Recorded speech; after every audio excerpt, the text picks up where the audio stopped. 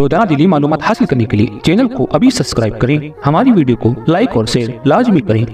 कि रसूल सल्लल्लाहु अलैहि वसल्लम इरशाद फरमाते हैं, कुछ लोग होंगे जब वो अपनी कब्रों से निकलेंगे तो वो अंधे निकलेंगे, अंधे निकलेंगे, उनकी आंखें नहीं होगी, उनकी बिनाई नहीं होगी, और उनको मैदान महशर की तरफ ऐसे ले जाया जाएगा, सबको दूल्हा बना के नहीं ले जाया जाएगा, कुछ लोगों को जानवरों की तरह हाँक कर ले जाया जाएगा। सोचो तो सही, अल्लाह के सच्चे रसूल सादिक व मसदूक फरमाते हैं, कुछ लोग अंधे उठेंगे और उनको जन्नत उनको मैदान महशर की तरफ हाँका जाएगा जैसे जानवरों को हाँका जाता है। अल्लाह अकबर। सहाबे किराम ने पूछा, या रसूल अल्लाह, जो अंधे उठेंगे वो कौन लोग हैं? तो मेरे आका फरमाते हैं, जिन्होंने दुनिया में नसीहत नहीं मानी होगी, जिनको नसीहत की गई और उन्होंने नसीहत नहीं मानी, वो अंधे उठाए जाएंगे। आज बहुत से मुसलमान ऐसे हैं, अल्लाह अकबर, अगर वो हाथों में कड़ा पहन ले और उनको बताया जाए ये कड़ा इस्लामी शिआर नहीं है, तो लोग कहते हैं मौलवियों को क्या समझता है। अगर कोई सोने की अंगूठी पहन ले, उनको मना करो कि ये इस्लामी शिआर नहीं है, ये जहन्नमियों का जेवर है, तो वो कहते हैं दौलत हमारी है। मौलवियों को दर्द क्यों होता है? सुन लो, अल्लाह की शरीयत बयान होने के बाद नसीहत को न मानने वालों, अल्लाह के रसूल फरमा रहे हैं, जब क़यामत के दिन अपनी कब्र से उठोगे तो अंधे उठाए जाओगे, इसलिए कि शरीयत मुकद्दम है, शरीयत सबके लिए है, अल्लाह रसूल का कानून सबके लिए है। आज अगर मुसलमानों को कहा जाए शादियों में डीजे न लगाओ, अल्लाह की शरीयत ने मना किया है, तो लोग मजाक उड़ाते हैं इस्लाम का, हम शादी कर रहे हैं मौलाना, हम मैयत थोड़ी कर रहे हैं। अल्लाह अकबर। याद रखना, ये दुनिया की रंगरेलियां हैं, ये दुनिया की मौज मस्तियां हैं, ये दुनिया की जिंदगी है, कुदरत ढील दे रही है, हमारा इम्तिहान ले रही है। नसीहत मानो, क्योंकि नसीहत मोमिनों ही को फायदा देती है। वज़क्किर फ़इन्ना ज़िक्रा तनफ़उल मुमिनीन, मोमिनों को नसीहत करो कि नसीहत उनको फायदा देती है। पता चला जिसके दिल में ईमान होता है वही नसीहत को मानता है, और जिसका ईमान कमजोर होता है वो नसीहत को नहीं मानता।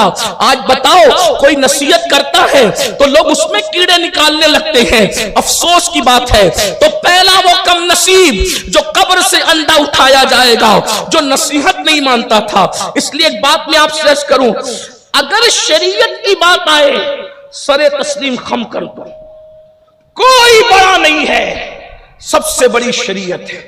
और एक बात बहुत खूबसूरत मैं यहां अपने बुजुर्गों की आपके सामने रखूं, हम कहते हैं मैं कादरी घराने में मुरीद हूं, मैं चिश्ती घराने में मुरीद हूं, मैं नक्शबंदी घराने में मुरीद हूं, मैं सुहरवर्दी घराने में मुरीद हूं, मैं रफाई घराने में मुरीद हूं, मैं मदारी घराने में मुरीद हूं। मैं कहता हूं सारे घराने सलाखों पर, लेकिन एक बात मैं आपके सामने कह दूं, किसी भी सच्चे पीर से मेरी बात को जांच कर उसकी तहकीक और तस्दीक करवा लेना। आप किसी भी घराने में मुरीद है, किसी घराने का फैज आपको उस वक्त तक मिल नहीं सकता जब तक पहले आप शरीयत के मुरीद ना हो जाए। सबसे पहले हम शरीयत के मुरीद हैं। अगर कोई चाहता है कि कादरियत, चिश्तियत, नक्शबंदियत, सुहरवर्दियत, रज़वियत, अशरफियत, मदारियत, बंदा नवाजियत, किसी भी सिलसिले का फैज मिले, सबसे पहले शरीयत के मुरीद बनो। शरीयत के मुरीद बनोगे तो सारे सिलसिलों का फैज मिलेगा। अगर शरीयत से बगावत करोगे किसी सिलसिले का फैज नहीं मिलेगा। इसलिए पहले शरीयत के मुरीद बनो, और जो शरीयत की बात नहीं मानता वो अंधा उठने के लिए तैयार हो जाए, क़यामत के दिन अंधा उठने के लिए तैयार हो जाए।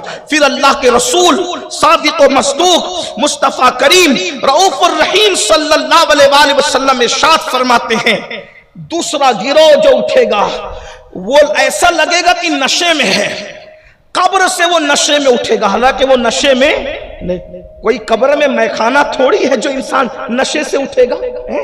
लेकिन कब्र से लोग ऐसे लड़खड़ा रहे होंगे, लोग लड़खड़ाते उठे। ये हुजूर की हदीस है सल्लल्लाहु। ये महशर इतना आसान नहीं, इसीलिए तो वो लोग रोते थे जिन्हें जन्नत की बशारत दी गई। اور یہاں جن کا استنجا درست نہیں ہے، جنہیں پانی لینے کا شعور نہیں ہے، وہ جنت کے ٹھیکیدار بن کر کے بیٹھے۔ قبروں سے اٹھنے کا حال بھی ایک جیسا نہیں ہے، سب الگ الگ انداز سے قبروں سے اٹھیں گے، فوج در فوج اٹھیں گے، فوج اٹھیں گے۔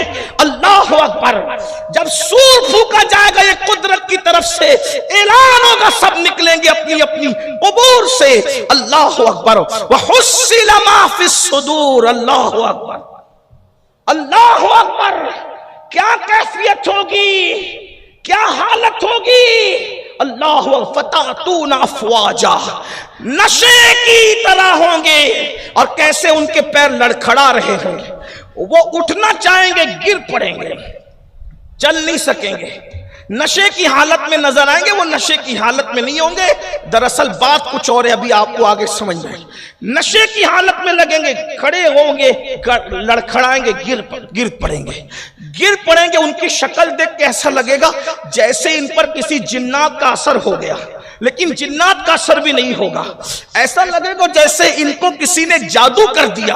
جیسے جادو کسی پہ کیا جاتا ہے تو وہ کیسے لگتا ہے، زندہ ہو کر بھی بالکل اس کا چہرہ اترا ہوا، ڈراؤنا سونا، جیسے کسی کو قبر سے نکالو تو کیسے دکھتا ہے، قبر کے مردے کی طرح۔ اللہ اکبر، ایسے سونا چہرہ، اترا چہرہ، لڑکھڑا کے گر رہا ہے، چل نہیں پا رہا ہے۔ اور اس کے بعد اور ایک حدیث ساتھ میں ایڈ کر لوں، اس کے پیٹ جو ہوگا اس کا، وہ کمرے کی طرح بڑا ہوگا، اس میں سانپ اور بچھو نظر آ رہے ہوں گے، اس کے پیر اور ہاتھ اتنے چھوٹے اور پیٹ مٹکے کی طرح، پیٹ کمرے کی طرح بڑے، اور وہ جب چلنا چاہیں گے تو گر جائیں گے۔ ظاہر سی بات ہے، پیٹ بڑا ہو جائے تو آدمی کھڑے ہو کر 2 رکعت نماز نہیں پڑھ پاتا۔ اللہ کی پناہ چاہتے ہیں کہ اللہ اکبر، اللہ کی پناہ چاہتے ہیں کہ ہم عبادت مسنون طور پہ نہ کر سکے۔ خدا کی دعا کی بارگاہ میں دعا کرو، اللہ ہمیں آخری نماز بھی محبوب کے طریق پر ادا کرنے کی توفیق عطا فرمائے۔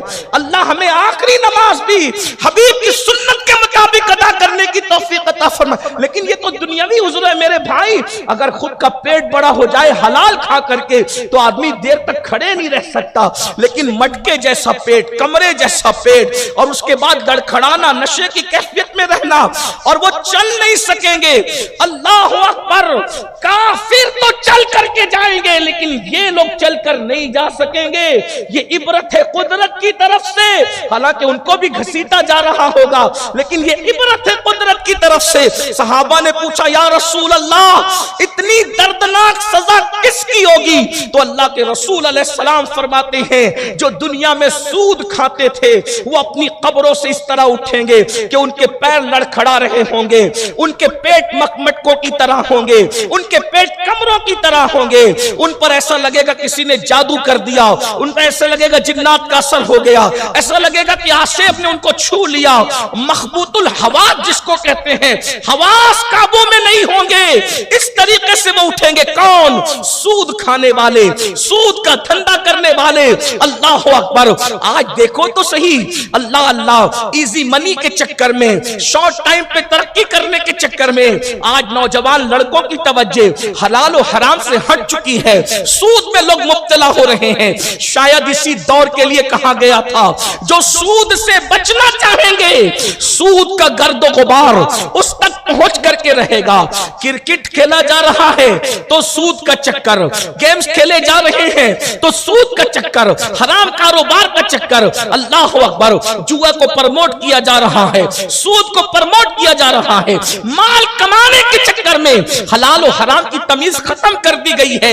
لیکن قبر میں دفن ہونے والوں، ایک دن قبر سے اٹھنا تو ضرور ہے۔ اللہ اکبر، اسی کے ساتھ ساتھ اللہ کے پیارے حبیب مصطفیٰ کریم رؤوف الرحیم صلی اللہ علیہ وآلہ وسلم ارشاد فرماتے ہیں پھر تیسرا گروہ اپنی قبر سے اٹھے گا، اور جب قبر سے اٹھے گا تو کیفیت کیا ہوگی؟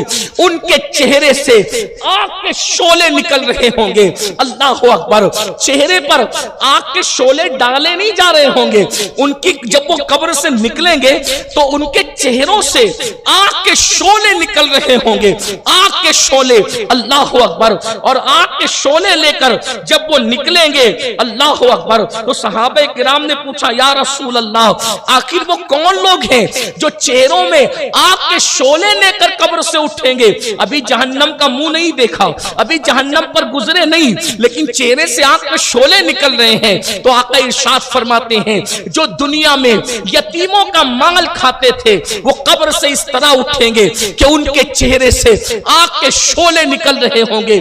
آج یہی ہوتا ہے، اگر اللہ اکبر جوان بھائی مر جائے اور وہ مال و دولت چھوڑ کے مرے تو کبھی چچا ہڑپ لیتا ہے، کبھی بڑے ابا ہڑپ لیتا ہے، کبھی اللہ اکبر دادا ہڑپ لیتا ہے، کبھی خالہ ہڑپ لیتی ہے، کبھی ماموں ہڑپ لیتا ہے۔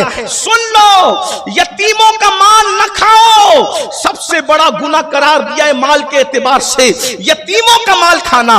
آج چھوٹے چھوٹے بچے یتیم ہو جاتے ہیں تو ان کا مال رشتہ دار ہڑپ کر جاتے ہیں۔ ایک مقام پر اللہ کے رسول صادق و مصدوق غیب داں نبی آخری نبی سید المعصومین مصطفیٰ جان رحمت صلی اللہ علیہ وآلہ وسلم فرماتے ہیں جو یتیم کا مال کھاتے ہیں وہ انگار جہنم کی اپنے پیٹ میں ڈالتے ہیں۔ میرے بھائیوں، یتیموں کو ان کا حق دے دو۔ یہاں ایک حدیث پاک یاد آتی ہے، فقی ابو اللہ سمرقندی رحمت اللہ علیہ ایک حدیث لکھتے ہیں، ذرا دل کے کانوں سے سنیں۔ میرے آقا علیہ الصلوۃ والتسلیم نے فرمایا جب یتیم روتا ہے تو اللہ کا عرش کانپ کانپ جاتا ہے، صرف یتیم کے رونے پہ عرش الہی کانپتا ہے۔ تو جب یتیم کی حق تلفی کی جاتی ہوگی اس وقت کیفیت